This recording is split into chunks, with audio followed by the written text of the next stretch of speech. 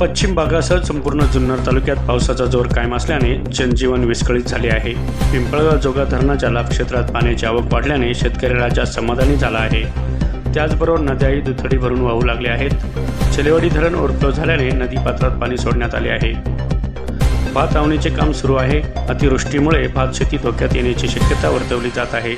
त्यातच दरड कोसळण्याच्या घटना काही ठिकाणी घडल्याने डोंगर पायथ्याशी राहणारी लोकवस्ती भयभीत झाली असली तरी प्रशासनाने मात्र त्यावर उपाययोजना करणे गरजेचे आहे। जनतेच्या आवाजासाठी भरत मोरे,